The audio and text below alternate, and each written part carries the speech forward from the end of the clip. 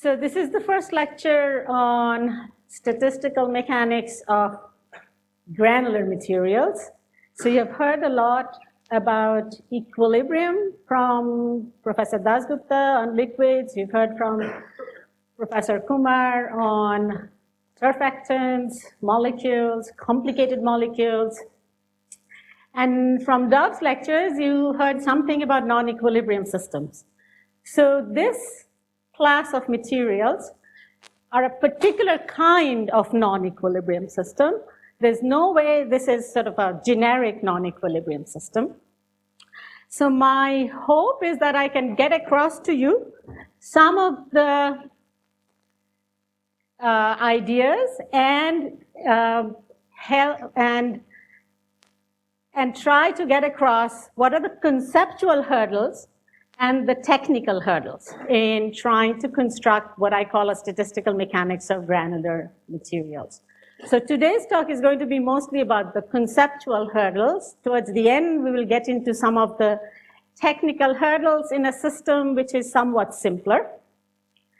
Tomorrow's lecture will be actually looking at the technical construction of how you deal with, let's say, constructing the analog of a partition function for granular materials. And the third lecture, I will talk about a particular application of this to a system. So,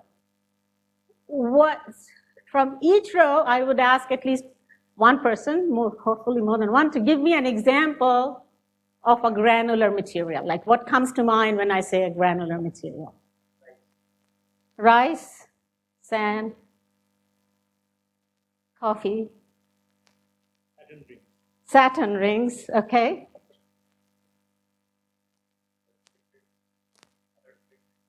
Blood platelets, that's actually a very interesting system, yeah. Crowds, yes, okay. Anything else? Back there.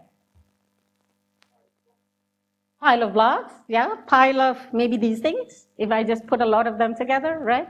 So what is it that all of these have in common? One property maybe? Like Pinaki said Saturn rings, right? We went all the way from Saturn rings, which can be thought of as an aggregate of granular materials, to rice. But no one said air or water, right? So what is it that we are distinguishing between these scales? No Brownian motion,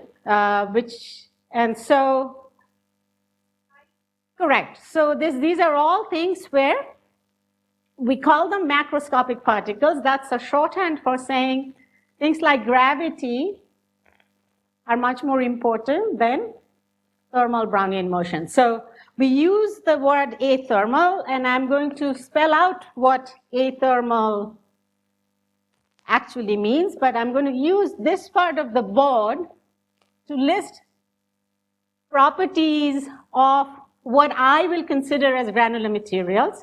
Some of these restrictions I'll relax for the third lecture, but for now, you've all pointed out.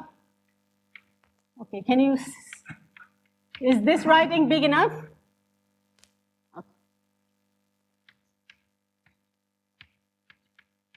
And what it means to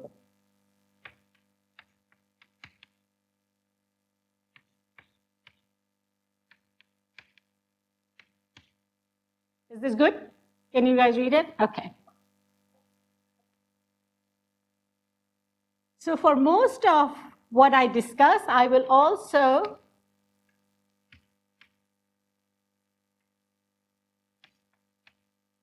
consider only particles that have purely repulsive contact interactions.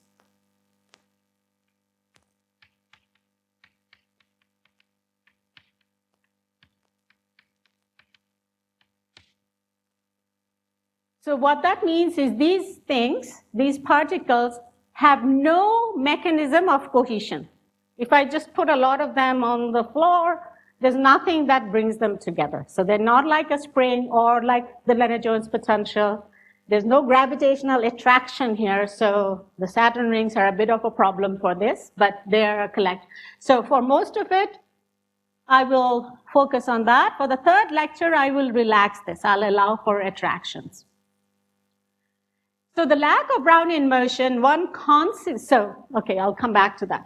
The other main property, given the fact that it's macroscopic and what we keep saying athermal, is the fact that if I pour a bunch of sand or rice on this table, right, they just stay there.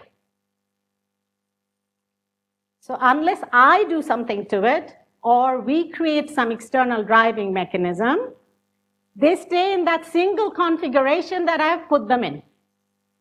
So it's the opposite of what we require for our equilibrium statistical mechanics. So in equilibrium statistical mechanics, what is one of the most fundamental concepts that we start from? Ergodicity, right? So ergodicity, and this is non-ergodic.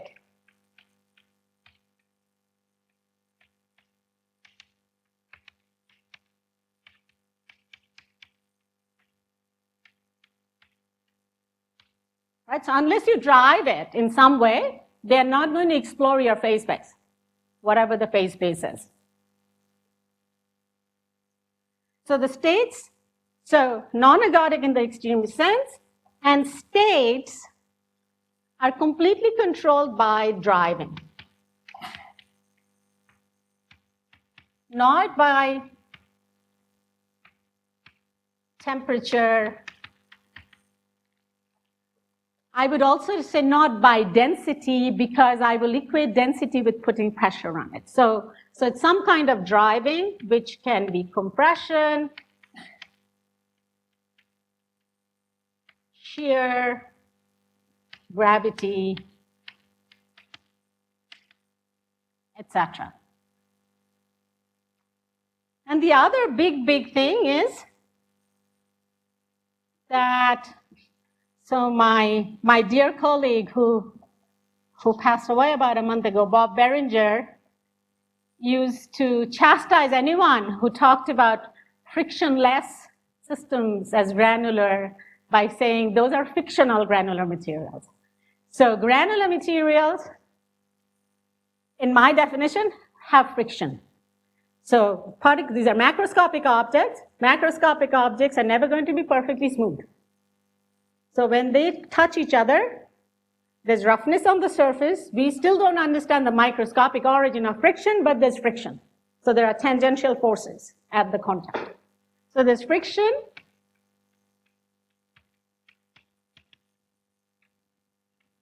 And there's dissipation that I'll talk about a little bit more today. So in contrast to an equilibrium system, there are two things that we can immediately point out: the lack of ergodicity, and there's no Hamiltonian.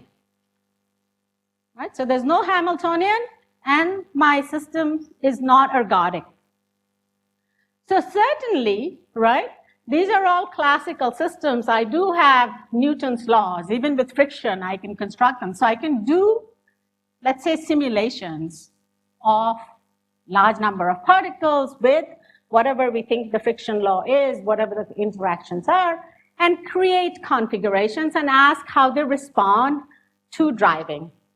But the basic question that some of us have been exploring for a while is, can we do the alternative, right? So even in my equilibrium system, certainly I can always solve Newton's equations if it's a classical system. If it's a quantum system, I'm doing quantum stat mech, I can try to solve Schrodinger's equations. But what helps us make progress theoretically is the existence of an alternative prescription, right? And so from a numerical simulation perspective, I would say we can do molecular dynamics, or we can do Monte Carlo, right? And what does Monte Carlo rely upon?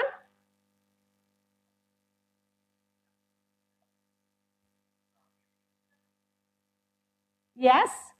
So Monte Carlo relies upon the fact that we know the a priori, we know the probabilities of finding microstates, right? And we will talk about, but that lets us avoid thinking about dynamics and coming up with a stochastic dynamics, which is Monte Carlo, which is just guaranteed to reproduce what I know these a priori probabilities are, right? So one way I can pose the problem that we have been trying to solve is, can we design a Monte Carlo for granular systems? Okay, can we, instead of doing the full dynamical calculation, is there a Monte Carlo for at least certain classes, not for all classes, right? So, if I have a rapidly flowing set of grains in a silo, I don't think we can say anything about that. But for a certain class, can we do this? And so the first person who had this idea that you could actually do something was Sir Sam Edwards.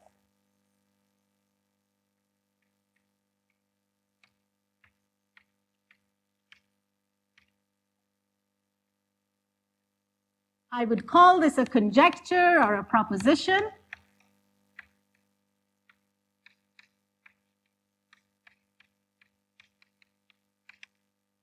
This was early 1980s, and for the last 3 decades almost, we have been trying to understand what his proposition means, and can we justify it. So just like Dov was saying about Kolmogorov, he came up with this, but there's no rigorous justification. And in some ways, one part of this could be that Edwards was completely right, and we are just trying to find a justification for it. But it turns out that that's not quite true. Edwards was not completely right, but to be able to say that, then we need to understand better where those propositions came from, right? So people state Edwards' conjecture in all kinds of ways. I will give you my interpretation of what he said, and then we'll explore. Today, we are mainly going to explore what are possible what are the ways in which we can justify this conjecture or proposition, and what can go wrong. So the first thing he did was to say, or to talk about something that he called blocked states.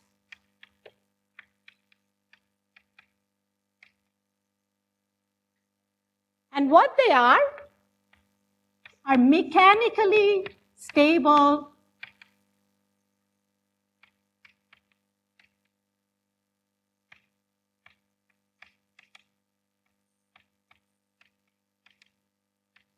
configurations of grains. Okay, I want you to remember that, because sometimes block states are thought of as what are called jammed states of hard spheres, which are, let's say, all hard sphere solutions. But once I say hard sphere, I have no real way of guaranteeing that they're mechanically stable, because I have no understanding of what forces mean. Right? If I have an infinitely rigid system, right, I can make up any forces on them. So one thought has been pursued is to say, for hard spheres, I can look at all possible solutions to all possible mechanically stable states of a given configuration. So that's one way of thinking about it. But most granular materials, there is a scale separation. They're almost rigid, but they can bear forces. It's just that the shapes will not distort very much under a large force. So there is that scale separation that we will come back to later on. But block states are mechanically stable states. Okay, so remember that. Then he said that the dynamics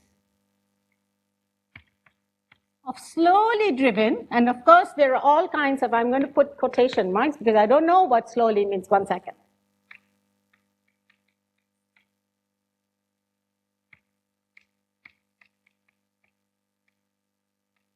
Is controlled by the statistics of block states.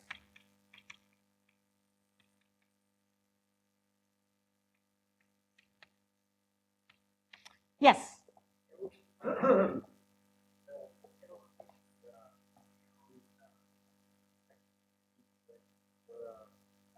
What can play the friction? Of course. Yes. Yeah. No. So I'm saying unless you tell me, right? So I'll come to friction. Friction causes a fundamental problem with creating a stat map. Okay. So I'll come back to that. So these are mechanically stable, taking all of the forces into account, frictional forces into account. They're mechanically stable. So forces add up to 0, torques add up to 0, and a bunch of other things that I'll come. So block states in Edwards thought about frictional particles, right? So he defined it as mechanically stable configurations. And this, I think, is something that we forget, but this is where he came from. He said, the dynamics of slowly driven systems is controlled by the statistics of these block states. So an analogy that might be useful to keep in mind is that I have equilibrium states in equilibrium stat map. We can talk about the entropy of equilibrium, of equilibrium states, everything, right? Once in a while, we make transitions from one equilibrium state to another through non-equilibrium processes. And the question is, under what circumstances are those transitions rare enough? Like we talk about Kramer's escape, right? So I go from one potential minimum to another. If those are rare events, can I just look at the statistics of certain states and deduce something about the dynamics? So this was one of the claims he made. And then he made the following statement, which is that, so now he's thinking of, so here there is a disconnect because he's talked about mechanically stable states, but he didn't really use at that point, his first version of this, any feature of mechanical stability. He just thought of hard sphere packings. Now hard sphere packings, the energy is either 0 or infinite. So he said, what can we think about? So he said, let's think of a volume function.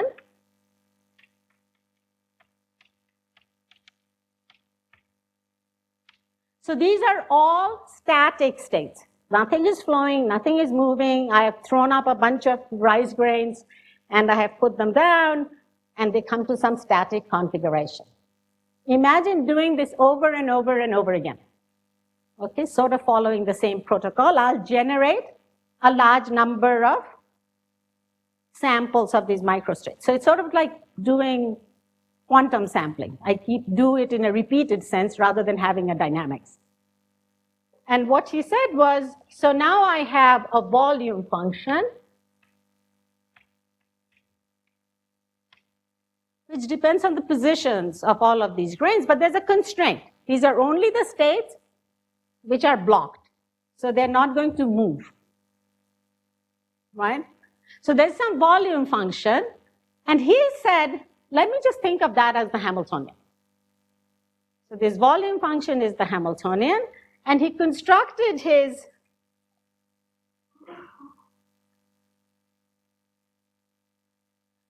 the Edwards ensemble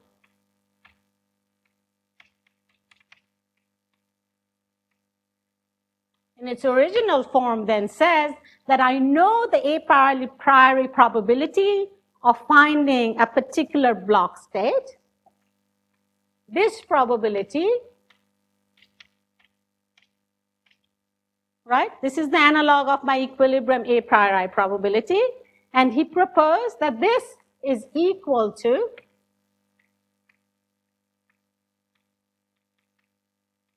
this volume function divided by an intensive quantity, which is something like the temperature. So this now I should label by an X, just like I would for a temperature in a canonical ensemble. And there's a partition function here. So that was his first Edwards ensemble. Now later on, he added forces to it. But I'll come back to that later on. But this is, there is an idea that if I look at this, I do this experiment of repeatedly throwing up grains, making them fall to the ground, let's say, and I look at all of the possible configurations, and then if I go and measure their probability, this is what I will find. Okay? So that's a bold proposition. Correct. To get to it. Yes. Yes. Those nothing that, absolutely not. Absolutely not. This is works only within the ensemble of blocks. It's a function. Just like I don't know what the Hamiltonian of a system is, you can give me a function. So there have been papers by Ernan Maxa where they come up with a volume function, etc. But think of this as the analog of a Hamiltonian or an energy function, right? So should raise all kinds of questions for you, like where did this come from? You know, what is the justification for writing this down? And so that's going to be the first question that we will address, and what that will entail is going back and asking ourselves, what are the fundamental assumptions we make in equilibrium stat bag to come to this, right? So I'll do it in a particular way, but let me, before I go to that, a lot of the discussion about the Edwards ensemble has centered on proving equiprobability. Now, why is that?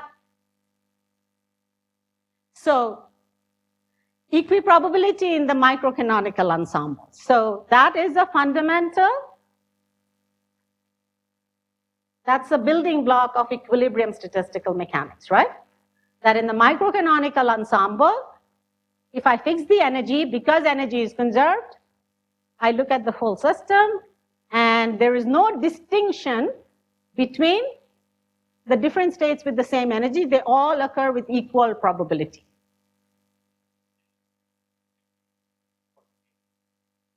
I don't know what it is. It's a proposition. We'll come to it, right? So so he called it compactivity. No. Well, I should put in a beta. Yes, it has the dimension. It has the dimension of volume, just like temperature has the dimension of energy. Or kT has the dimension of energy. Here there's no k, so x is like kT. But what's the crucial difference between volume and x? Just like if I say, what is the crucial difference between energy and temperature? Correct. So this is an intensive quantity, right? So if I take this at face value, then what I would say is that if I give, so you take one of these block states that you have generated, I look at two parts of it. Two parts should have the same x, because they are like being there in thermal equilibrium. So if I create an equilibrium state, and let's say and this experiment has been done, I'll talk a little bit about it. I wasn't planning to talk too much about it. But if this is true, there is a zeroth law, right? So for example, and this was experiments done in Karen Daniels' group, I can take a mixture of, so one of the remarkable features of equilibrium statistical mechanics is I can take two completely different species, atoms, molecules, surfactants, whatever, right? I put them together, even long enough time, if they reach equilibrium, the temperature is the same for both parts. So you can do this experiment where you mix particles with different friction coefficients. And then you shake it and let them come to rest. And you create this ensemble, shake it many, many times. And then you have some ways. So the problem is there is no thermometer for measuring compactivity. So you have to deduce ways of measuring it. And then you can ask, is the compactivity. So I have created an experimental system which is two-dimensional. There's particles with one friction coefficient here, particles with a different friction coefficient there. I shake them, I let them come to rest, and I ask,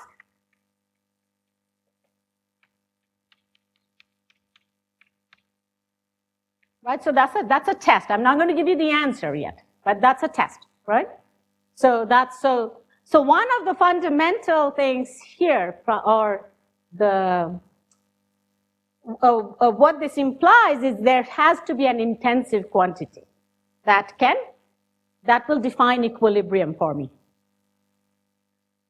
Yes?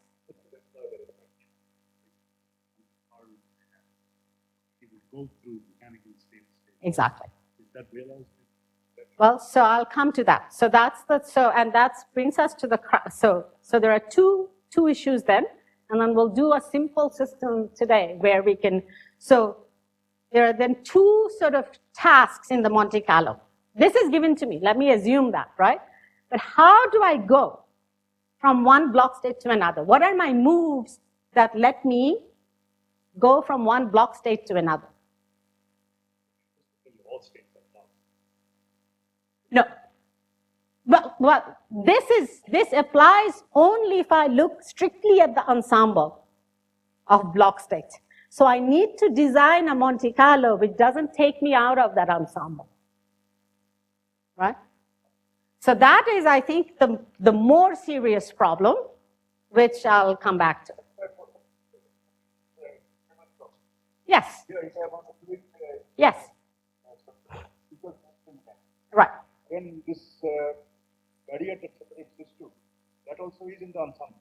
So I can. Correct. So here it's not in the ensemble. Here it's not in the ensemble. So that's a big problem. Right. So I will come back to at the end to the dimer problems. That's the closest analog, right? How do you? So the problem I'll do towards the end to set up what the challenge is to look at another class of systems where this problem also exists. But it's a simpler system in some sense, and we'll try to. But this actually lets me pose the following question, which is one of the things I hope to achieve today, is that what are the minimal conditions that I need to define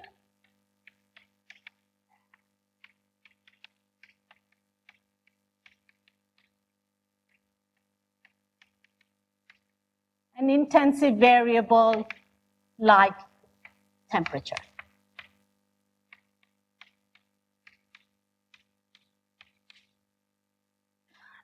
And what I will show you, and I'll follow closely a paper and some lecture notes by Olivier Dochot, that equiprobability is not necessary to define an intensive variable. So there are weaker conditions that let me define an intensive variable. There are conditions, and those conditions, there's no guarantee those conditions are satisfied, but it's weaker conditions, right? So this is what we're going to mainly focus on. So under what conditions can I define an intensive variable like temperature? And why are we interested in doing all of this? If I can really define an a priori probability, even for the block states, forget about all the other states, but just the block states, then I can do why equilibrium StatMech is so powerful. I can write down a partition function, right? If I can write down a partition function, which is the generating function for correlations, I can calculate correlations.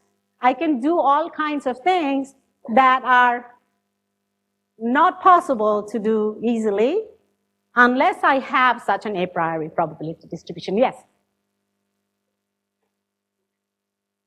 I don't know. We'll come to it, right? Yes.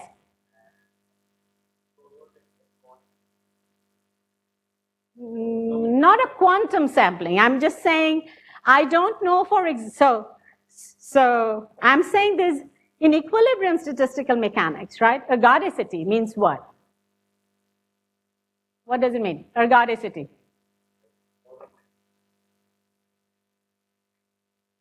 Give me another way of talking about that.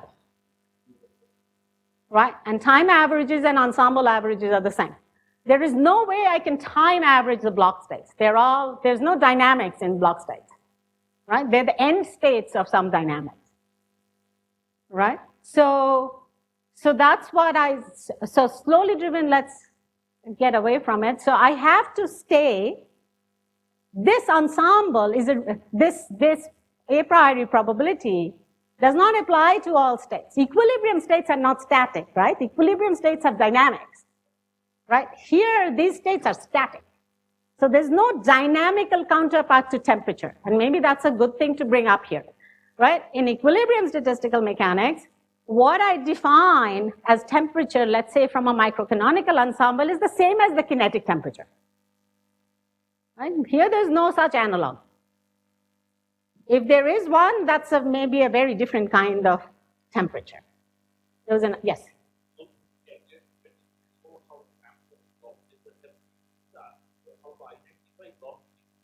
I haven't talked about how to sample yet. I have defined block states, which are mechanically stable states. So I'll come to that. I haven't even talked about how to sample them yet. I'm just saying, if you think about it conceptually, to design a Monte Carlo, right? In equilibrium statistical mechanics, as Chandan was saying, the barriers are also part of my ensemble. I don't have to sit at the potential minimum for me to be part of the ensemble. Here, the analog is like saying I have a landscape or a potential minimum, and only the inherent structures are part of my ensemble.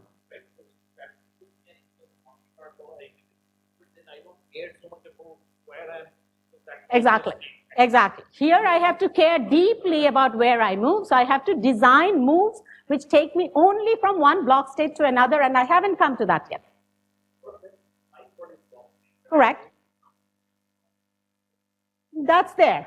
It's mechanically stable configurations. Forces have to add up to 0, torques have to add up to 0. So we'll come to that. Other questions? Yes.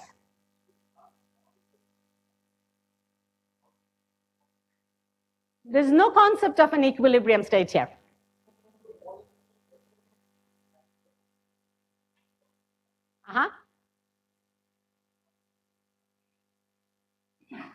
If I keep driving it, it will not stop, right? Then it's not a block state. But if I take, and this is something people, right? So if let's say I excite a bunch of rice grains, and then I don't drive it anymore. I stop driving it, right? It will slowly come to rest because of dissipation of energy, right?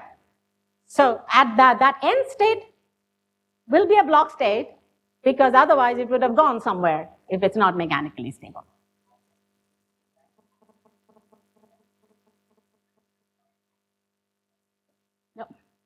No, they are static, jammed states, jammed in the sense of being mechanically stable. With friction, not jammed just in the sense of, well, I can't move this from here to here because I have hard sphere constraints, but from saying that I have to go from one state where all the forces and torques add up to 0 to another state where all the forces and torques add up to 0.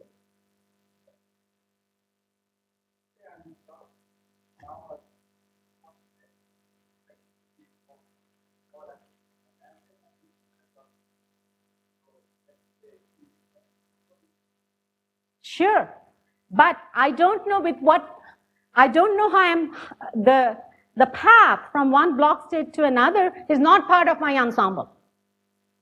So if you think of a landscape in a glassy thing, the energy minima and all parts of it are part of my equilibrium landscape. They don't have to be minima, right? Here only the minima are part of my.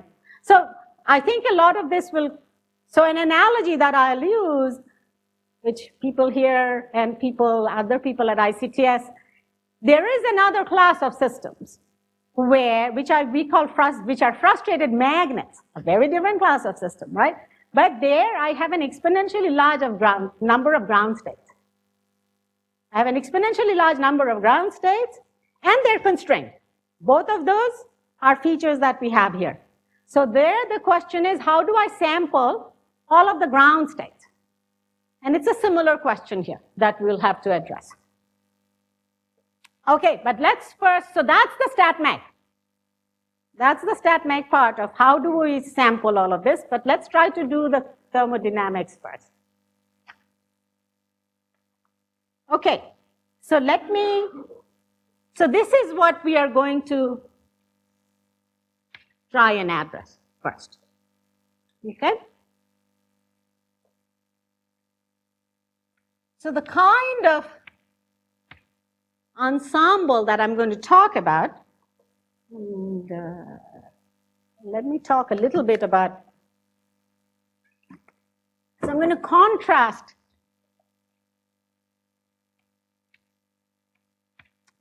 So when you do thermodynamics, you always draw boxes, right? There's a bath and a subsystem, right? That's what you do. So I'm going to draw the usual bath and a subsystem. So this is a standard thermal system, right? And what we say is there's a bunch of particles here, bunch of particles outside. These could be completely different chemical species, completely different sizes, but not completely different. There is a sense in which the scales or the energy scales of these particles are the same. And what do I mean by that? Because we say in establishing microcanonical and canonical, we say there's energy transfer through here, and the energy transfer allows me to establish equality of temperature, right? So first I create this, let's say at some energy E1, this is at some energy E2, the total energy is fixed, this is my universe. Then I open up these boundaries, and E1 and E2 will fluctuate, change. I can think of this subsystem as just a fluctuation if I think of StatMech, and it will come to the E1 and E2 will be fixed, will be determined by temperature, right? So the most probable value of the energy of the subsystem will be the one which equalizes the temperature between these two. So the contrast with granular systems is this scale separation. So these are my air molecules outside, and these are my grains, right? So if I put, this chalk, right? I'm going to put a bunch of chalks on my desk, right?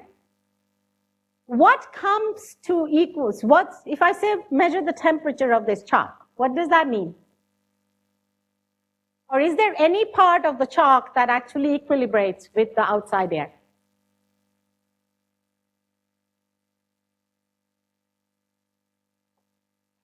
Pressure.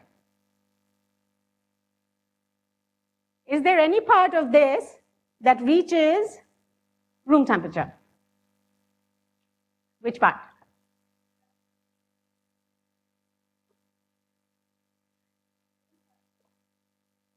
If I hold this, this is not hot, right? It is at room temperature. So what is equilibrating?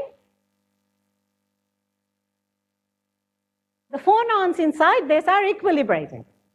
What is not, when we say granular systems are athermal, what I mean is these things don't have a kinetic energy that's determined by the temperature of my room. The internal degrees of freedom are equilibrating. The phonons inside this, if I measure it, will be at room temperature. So what these things do is, in some ways you can almost think of them as individual subsystems. So there's an energy flux from here to these particles, but then there is a sink inside, right? The grains can then have energy flux into the internal vibrational modes. So as a result, there is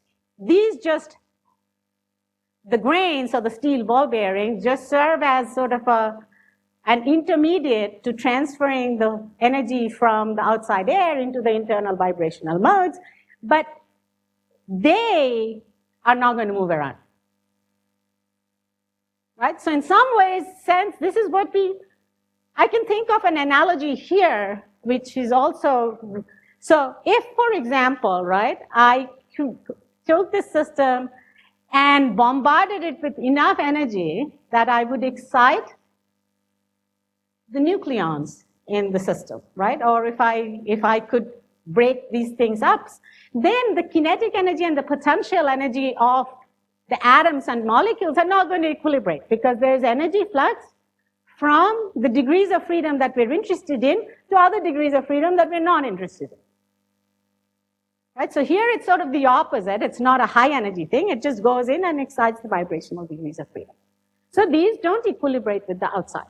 So there's nothing I can do to create a stat-mech ensemble out of this. But what I can ask is, if I take a universe that's completely made of granular systems, right? So that is my system. So I'm not looking at this boundary. So everything is big, and then I take a small part of this and ask, is there an establishment of some intensive quantity that will be equalized when this is a block state? So every grain in here is in mechanical equilibrium. If I look at such a system, then can I measure, like let's say Edwards's hypothesis for a compactivity is an intensive quantity. If I measure it here and here, will that be equal? Then when we say we go from one block state to the other, or we are driving the system, we are driving the whole system from the outside, right? So my universe is this granular universe. And so now within this granular universe, of course, there is dissipation of energy. Like one simple model to think about is inelastic hard spheres, right? When they collide, they will dissipate energy. So in this system, what we know for certain is energy is not conserved.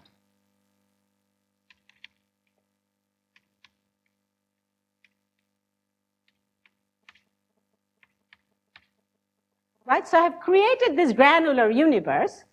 I'm not going to think about this at all. But in this granular universe, I know for certain energy is not conserved. So the first question we're going to ask is, in this granular universe, can we establish an intensive quantity that equilibrates? Okay, is the question clear to everyone? Right, so my universe is now completely granular. Okay, so to do this, we are going to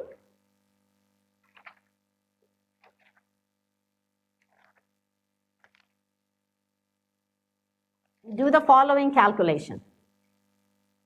So I'm going to start from basics of equilibrium stat-mech, but I'm going to do it in a slightly different way. Because I brought up this whole idea of a Monte Carlo and a stochastic dynamics, we're going to construct a stochastic dynamics that gives me the microcanonical equiprobable distribution in equilibrium stat-mech.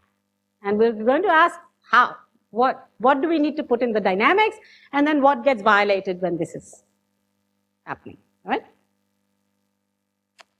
Okay, so I want to construct a stochastic dynamics that gives me, that obeys what I know absolutely have to be obeyed, which is energy conservation and something else.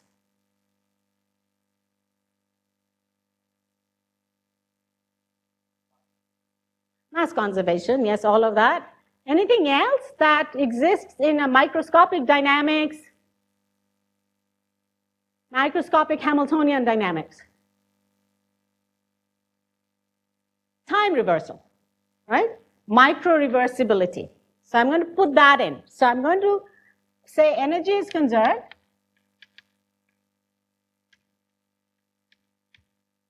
And I'm going to put in micro-reversibility.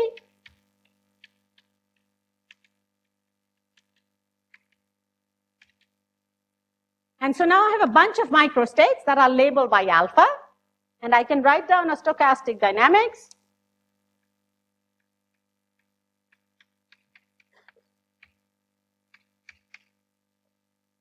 Where there's some transition rates. from alphas to betas.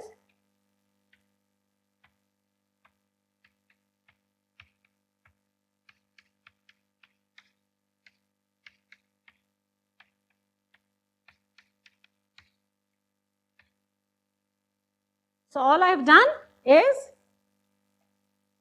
written this down, and if I have designed the stochastic dynamics, and I'm going to restrict this only to alphas and betas that have the same energy. I'm doing this in the microcanonical. Okay? And what I would want to know is what's the stationary distribution. Now, what does this micro-reversibility tell me?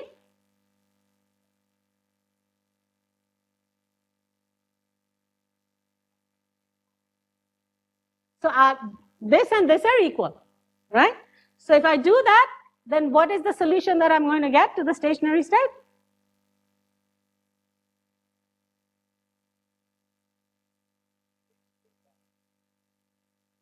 So this is detail balance in the microcanonical, which is saying this is equal to this. It's micro-reversibility, right? So that tells me P alpha is equal to P beta, which we knew. It's the microcanonical, it's the equiprobability, but here I've derived it by using the micro-reversibility and energy conservation. So as long as my alpha and beta are part of my microcanonical ensemble, these probabilities are equal. That came from my insisting that W alpha beta is equal to W beta alpha. And then once I have this, then each of these has to be equal to 1 over the density of states at that energy, right? So this is the microcanonical.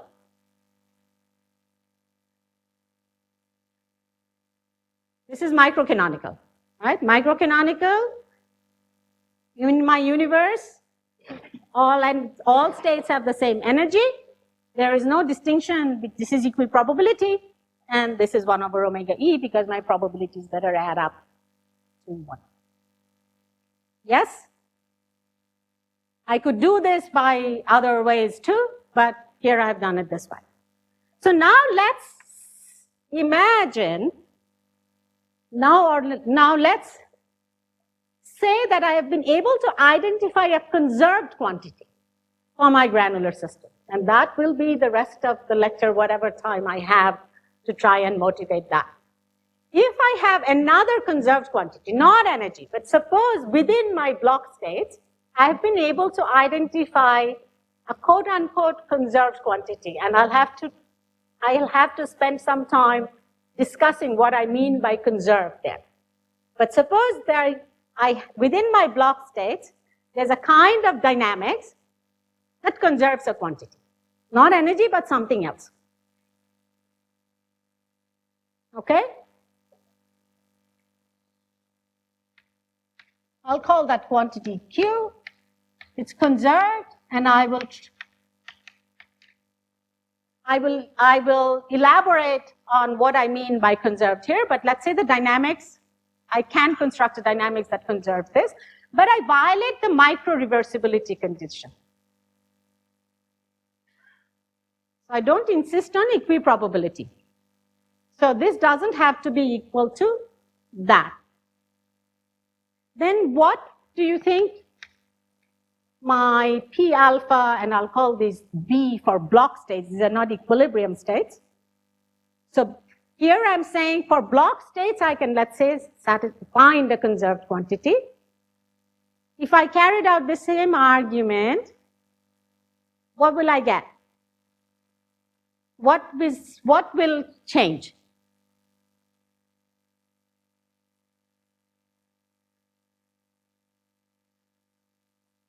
By not guaranteeing, by not insisting on this, I'll not get equiprobability.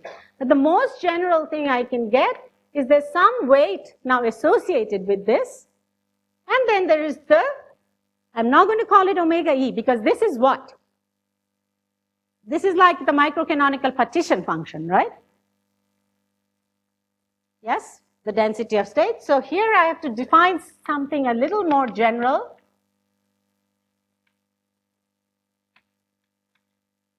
And the Z micro Q It's the sum of all states, and I'm going to put a prime here to denote it's a sum only over block states. Now I have an omega alpha delta Q alpha minus Q. Right? If I had equiprobability, these would all be equal, and this will boil down to my density of states. But here I'm allowing for the fact that these can actually be different. So I'm not insisting on equiprobability, because I don't know. I would doubt very much that, or let's say I am agnostic about micro-reversibility or not. Okay? So the question then, and maybe I'll leave it as an exercise because I want to move on to other things, but I have half an hour. The question then is, if this is my microcanonical ensemble, right, can I define an intensive quantity which will equilibrate? Is the question clear, right? So I'm not insisting on equiprobability, but can I still define a temperature-like variable?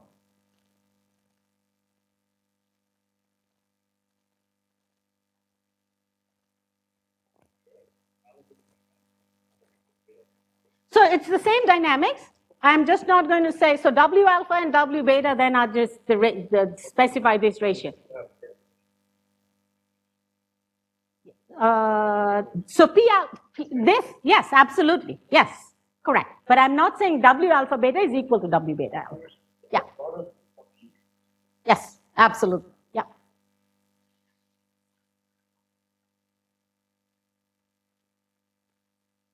Okay. That is right. Right. But I'm saying I'm not in, so in microcanonical detail balance means this is equal to that, or equiprobability would require this is equal to that. I'm not, I could have done it a different way and said, let me come up with a microcanonical ensemble where I'm not insisting on equiprobability, and I'll just write this down. Right? This is a generalization of a microcanonical ensemble, and all I have done is define the microcanonical partition function, which is a generalization of the density of states. I have no a priori knowledge of what these are.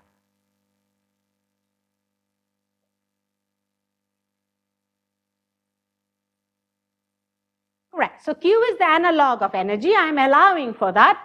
So our task will be to see if we can identify such a quantity for mechanically stable states.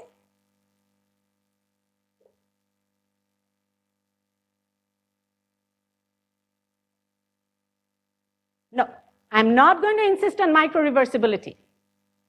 It's just conserved. Q is a conserved quantity, but I'm not insisting on time reversal symmetry. I'm not insisting on equiprobability.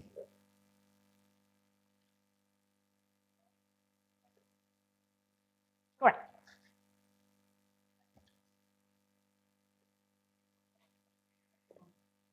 All the block states. All this sum is always restricted to only block states.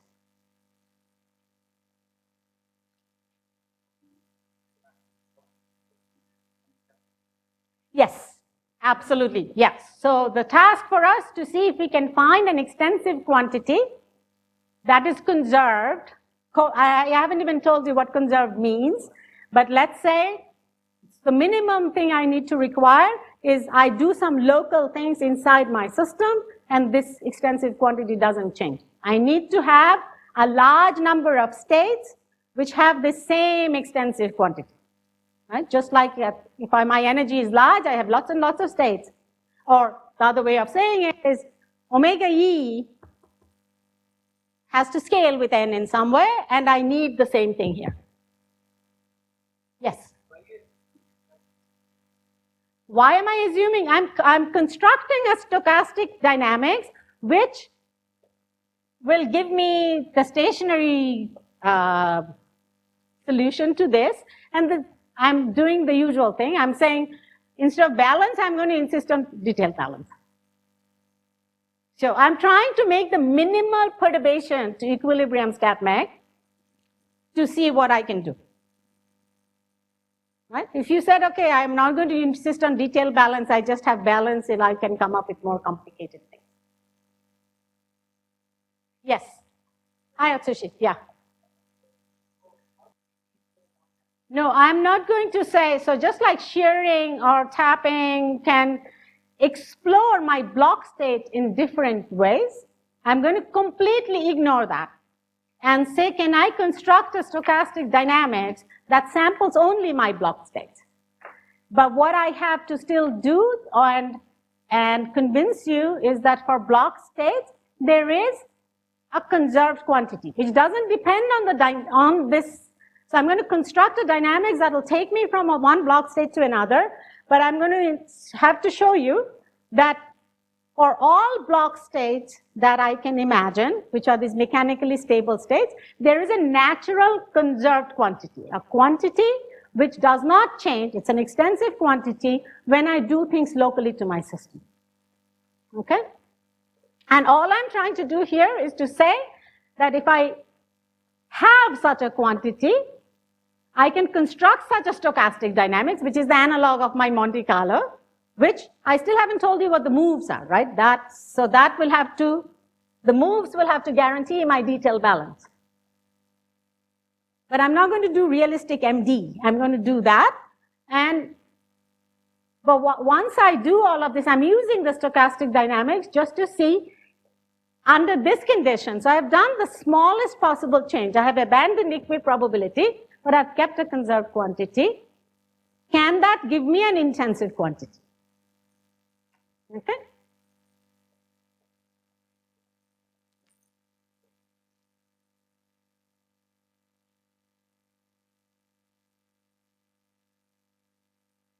Okay, so the short answer is yes. We can define an intensive quantity. It's, so who remembers how to do this in this case? What's the how do we define a temperature in a microcanonical ensemble?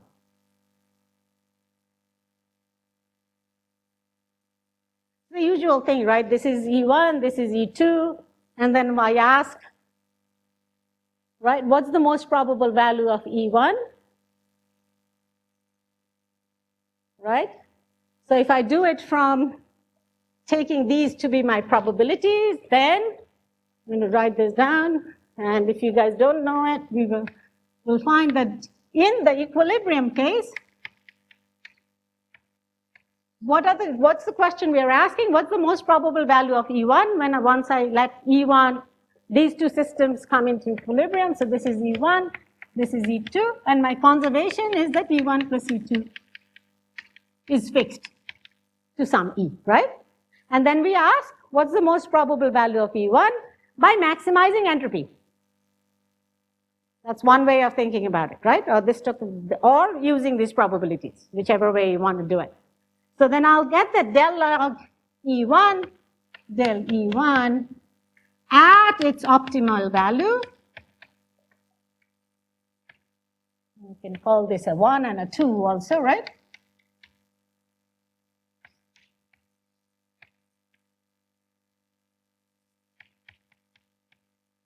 E2.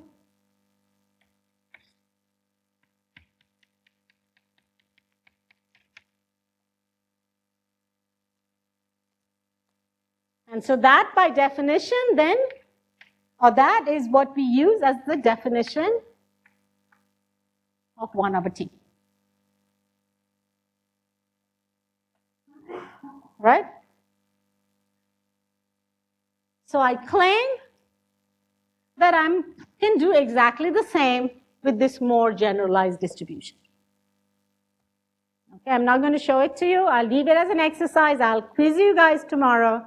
So if you can do this, tomorrow tutorial, the task will be that you find out the analog for this distribution. So the only thing that has changed is my density of states is going to be replaced by this, which has a non-trivial weight in it. But I do need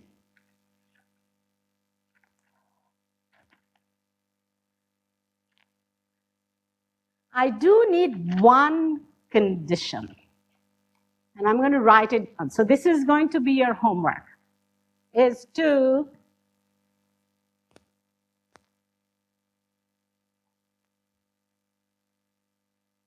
maybe I'll leave it as a question. No, I'll tell you what there is one assumption I need to define the analog of a temperature.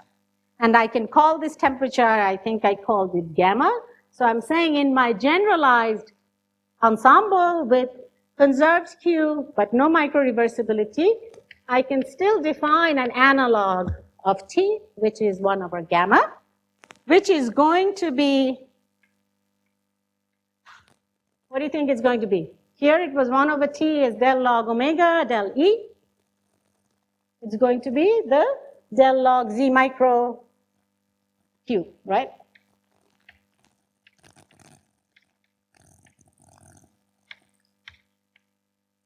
This is what you'll get, but there is a very strong assumption, or there is an assumption in getting this. And the assumption is that, I erased it. So let's say my subsystem is in some microstate alpha 1. My outside bath is in some subsystem alpha 2. And what I need to know to do this is what is omega for that joint state alpha 1, alpha 2. And what we need for this to work is factorizability.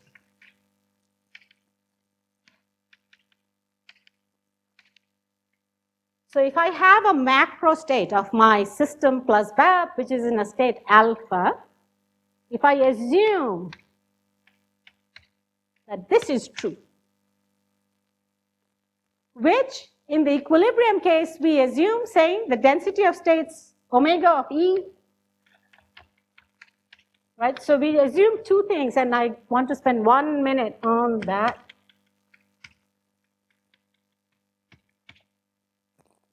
We assume this and the fact that E1 is plus E2 is equal to E. In both these assumptions, we throw out boundaries, crucially, right? I think Dov mentioned this also, right? So here I'm saying, so I have a boundary. The boundary, because I'm looking at thermodynamically large systems, goes away. I'm making a similar assumption here. So I'm saying a weaker condition than equiprobability gives me an intensive quantity, but this is an assumption. So if I assume this, then I can define such an intensive quantity. So for now, you could say that Edwards' conjecture, so let's pause there. So Edwards' conjecture would be valid if volume is a conserved quantity in block states. So all possible block states that I can create, I can do local rearrangements. It will not change the volume if that is true. And if my granular microstates are such that this factorizability holds, then the Edwards conjecture is correct. We don't have to get hung up on equiprobability. So equiprobability has been replaced by this factorization condition. I saved myself. Okay? I'm maximizing entropy. I'm maximizing entropy. Yeah. Yeah. So what are the things that we are saying? That I am setting,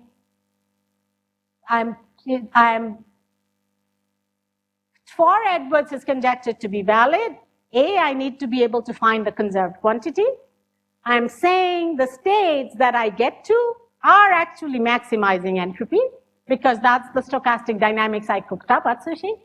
If the dynamics is such that it will not maximize entropy, then all of my conjectures are gone. And there has to be this factorization. Okay, those three things are needed. So what I should say is the first thing we are going to do is try to identify a conserved quantity. Okay, and then maybe I'll pause for today. So what, or I will not, I will tell you what, I will not be able to show you what the conserved quantity is, but I will hint at it, and I will then try to introduce to you what kind, in what sense are we thinking of a conserved quantity. Okay, so what I'm going to now start doing, which I think someone was asking me,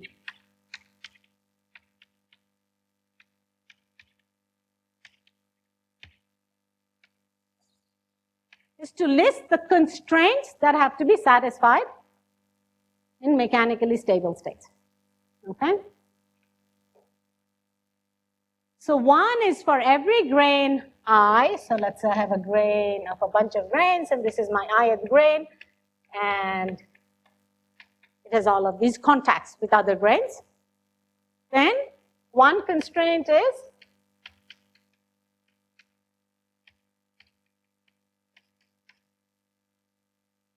and remember, these forces don't have to be along the normal. They can have tangential components.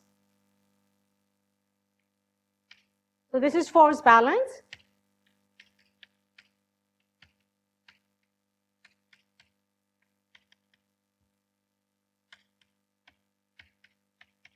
This is torque balance. Do I have other constraints?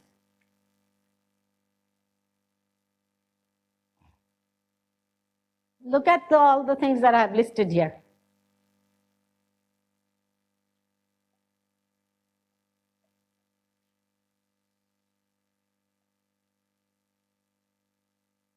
Friction, yes.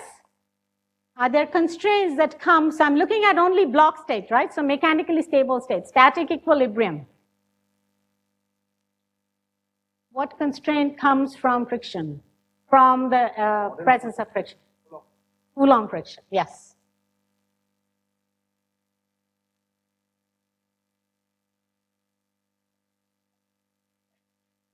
I take this thing, there's friction with the table, or I take, this is a better example, hold it here, right? When will it slip?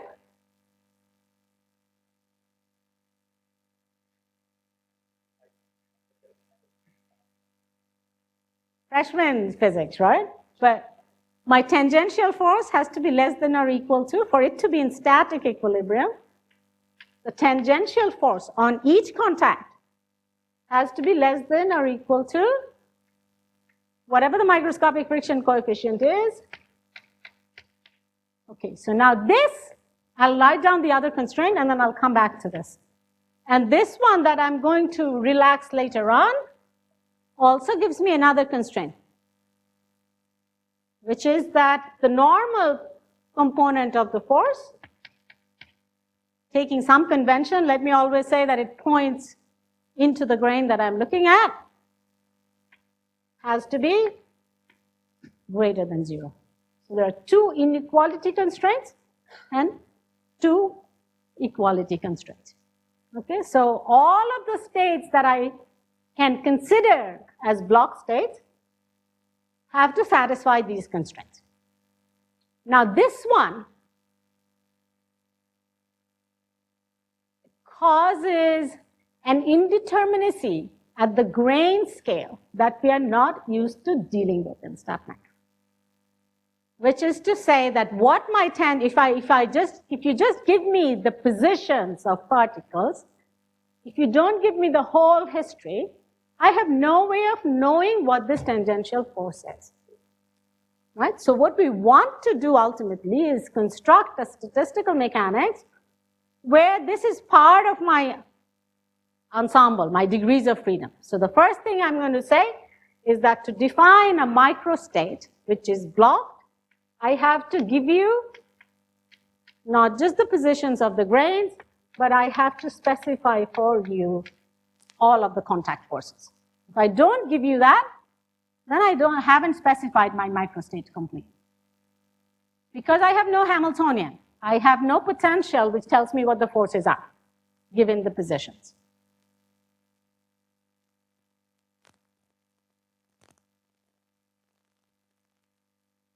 Yes? Correct.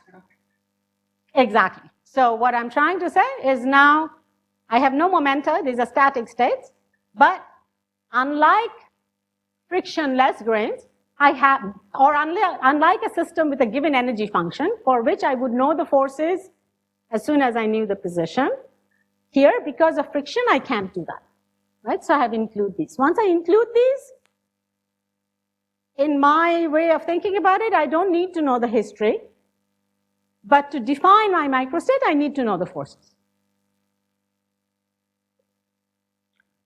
Okay? So what we have, what we're trying to construct a statistical ensemble or a statistical description for is this system which is highly constrained, but it's also highly degenerate. In the sense that if you give me a thermodynamically large, this room full of granular systems, there are many such RI-FIJ combinations which will be in mechanical equilibrium under whatever conditions I have given you, gravity, whatever. So the challenge then, let's say, is to say, okay, how do we distinguish between these states in some macroscopic way, some coarse grained variable that will tell me that there are classes of these microscopic states which can, so unless I can coarse grain, I cannot connect to my macroscopic driving variables. Like if I shear it, I'm going to ask what microstates are compatible with this shear. For me to do that, I need to define some coarse grained quantities, right? So these are highly degenerate, highly constrained states, and the constraints are complicated. Okay, so I'm going to, in the 10 minutes that I have, I'm going to tell you about another system. Forget about grains for a minute. This is systems that Pinaki worked on as an undergrad.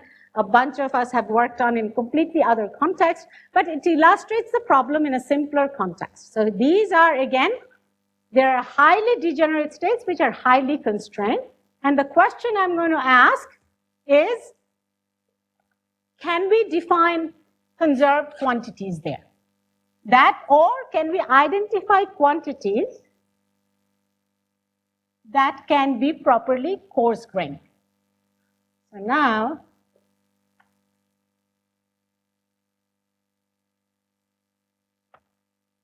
forget about grains for a minute, and I have to look at the particular one that I constructed so I can draw it for you. Okay, no grains anymore, right? But I'm looking at the following system. I'm going to create a square lattice.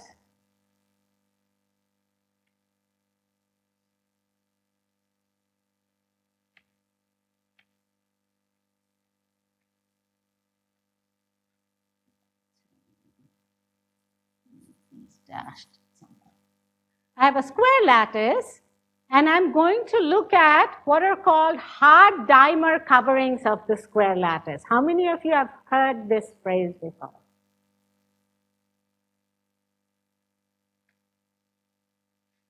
Okay, one at least. Okay? So what are hard dimer coverings? This is a constraint. The constraint is that at every vertex, I can have one and only one dimer. But every vertex has to have a dimer. But I can have only one. Okay, so I'm going to generate a particular dimer configuration. And then I'm going to tell you how to identify a variable that can be coarse grained, which is a conserved quantity. So here, so I'm going to, we have chalk.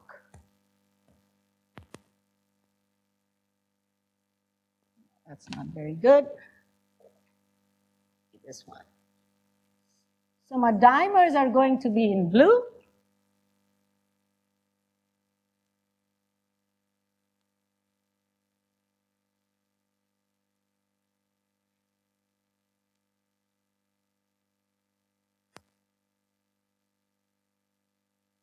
I'm doing this particular one because if I start doing it on my own on my blackboard, I know I mess up.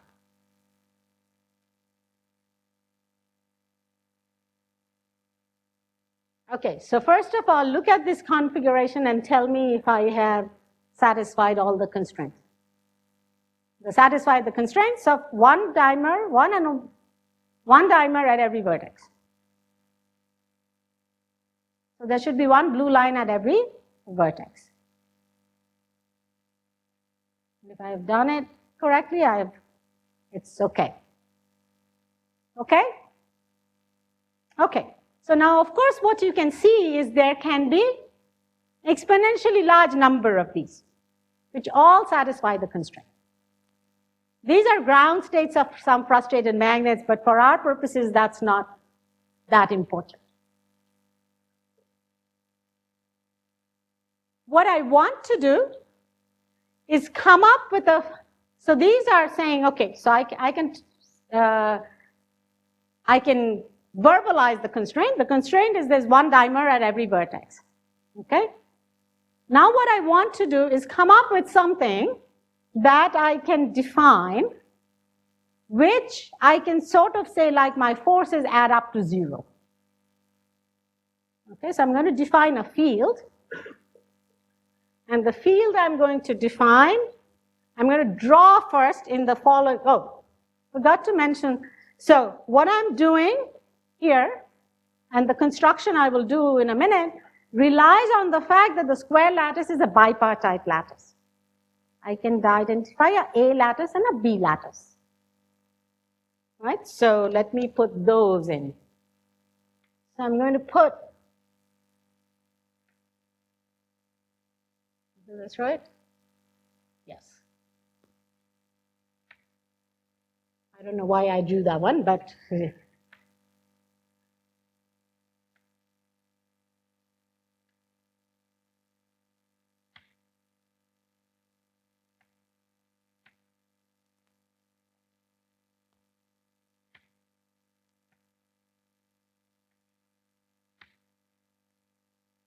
right, so this is one sublattice, and I think I've marked all of them. Okay, so now I'm going to come up with a rule that lets me define something that I can coarse grain. And what I'm going to do is the following. I'm going to say if there's a dimer coming in from A to B, then I'm going to draw 3 arrows on it. So the rule is that I'm going to associate a staggered variable, which is going to be +1 if on A sublattice, -1 if on B sublattice, and the number of arrows I draw is equal to whatever the coordination number of my lattice is -1. Okay? And if there's no dimer, then I'm going to say that I draw a single arrow, but in the opposite direction. Sorry, this is coming in, this is going out. So now if I look at this, right, and if I call this variable something, so I'm going to call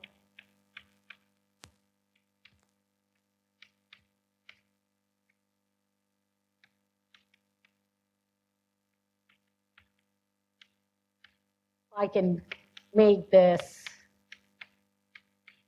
I can make it rewrite it slightly differently, but this is, so what you see here is, so if I think of this as a flux, there's 3 coming in, 3 going out. So at every point, And there's a particular reason I use this. You can think of this as a magnetic field. And this magnetic field is now divergence free at every vertex. The lattice divergence of this is 0.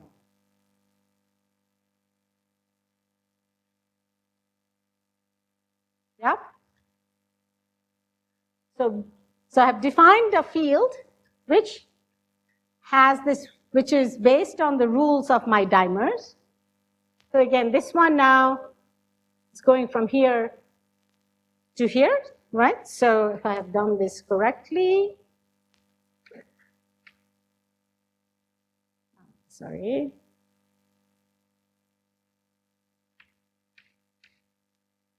It should be coming in, right? This again, so this is going out.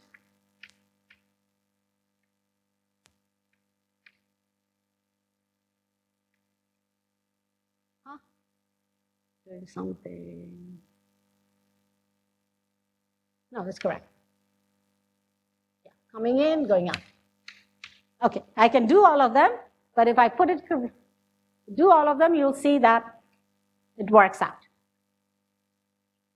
Okay. A few other things that I want you to notice, which is the following. So let's say I look at this particular region. So I'm again going to draw 3 arrows here, 3 arrows here.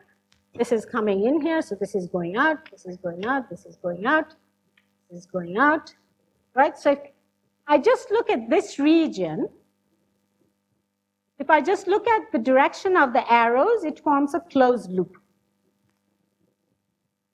Yeah? Now what I can do is move my dimers along this loop so that this one goes here, this one goes there, and you see that it doesn't violate any of the constraints. Okay?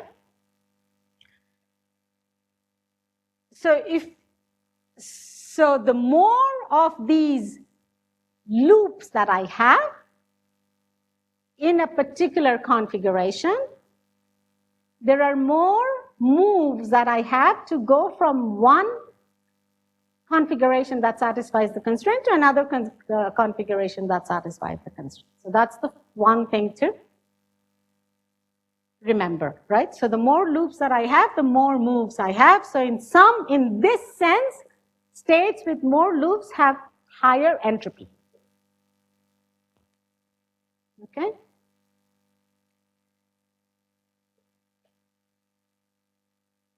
Now, with all of these arrows here, and I have called this a B field, which is like a magnetic field with a divergence equal to 0, right? So I can look, I'll draw a box that encloses my whole system, right? And I'm going to look at the flux coming in or going out of this box, which is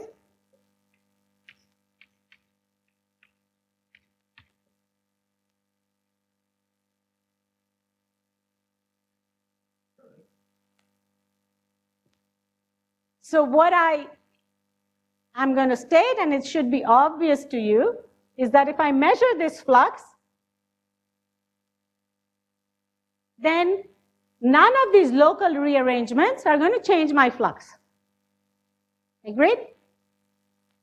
And none of these local rearrangements will be able to take me from one flux sector to another. To change the flux of my system, I have to do something that, so I have to find a loop that wraps around my system.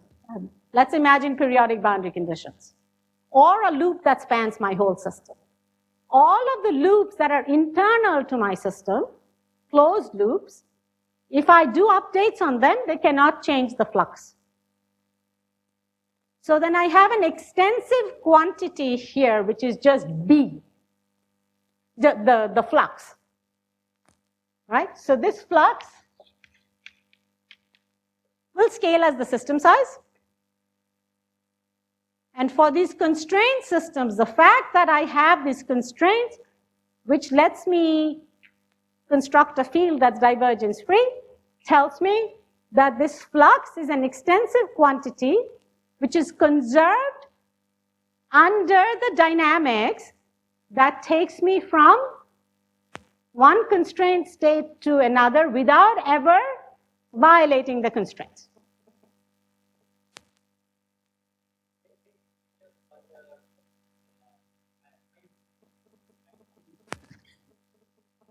Yes? Sure, I can flip them too.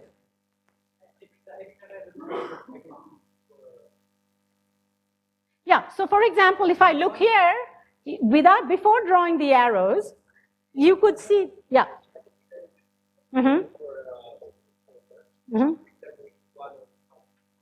So there will be a bigger loop, right? So these are all small loops. And then if I look at these ones, there will be a bigger loop. I think I drew it here. So if I start from, let's say this one, right? The loop that it will trace will have to come back here and do that. So it's a bigger loop.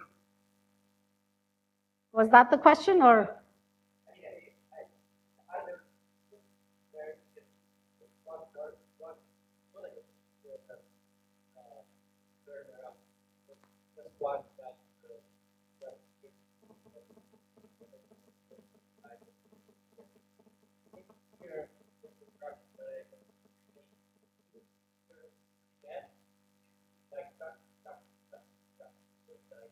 Yeah, but if I do 4 times, I'll come back to the same state, right?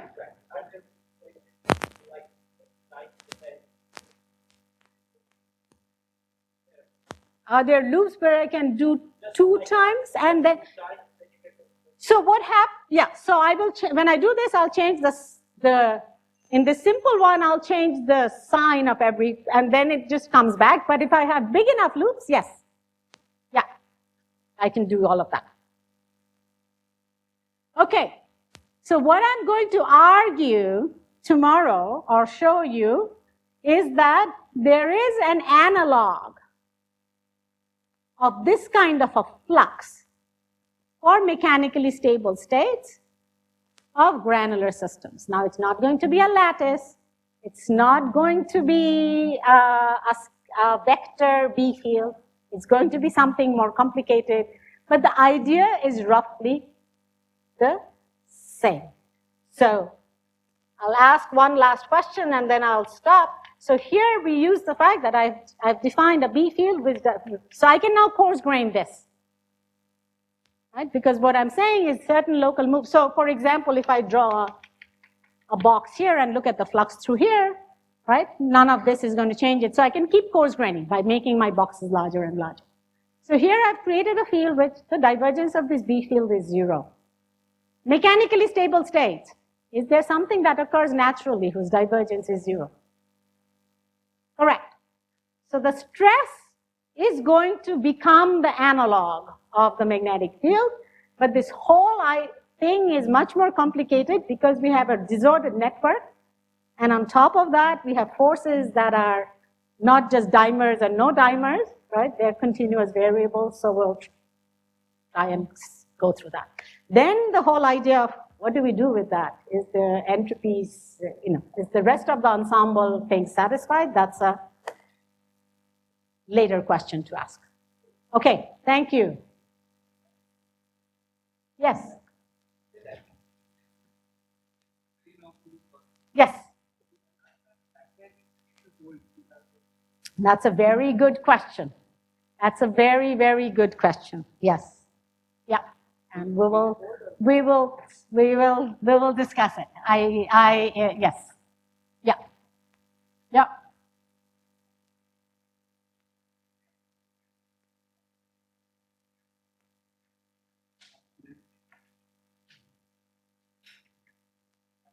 There are two possibilities, right? I understood everything or I've lost all of them. Homework assignment, okay, one homework assignment I said is to work that out. The other homework assignment is construct a dimer on a square lattice where all the dimers are vertical and work out the flux for me. Okay, so that would be like an ordered state. All the dimers are vertical.